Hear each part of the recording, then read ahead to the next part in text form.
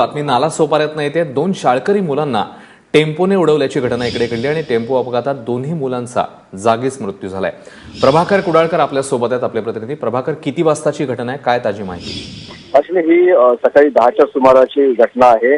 नालासोपारा पूर्वेकडील संतोष भवन जो हा परिसर आहे त्या तिकडली ही घटना आहे।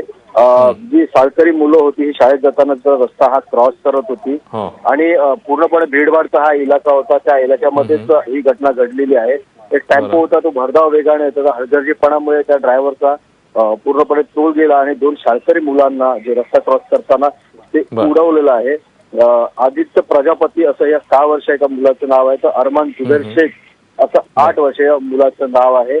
सध्या या संतोषवन परिसरामध्ये पूर्णपणे तणावाचं वातावरण होतं। दगडफेकही नागरिकांना, संतप्त नागरिकांना करण्यात आली। मात्र आता पोलीस फोर्स अधिक कुमक मागवण्यात आलेली आहे।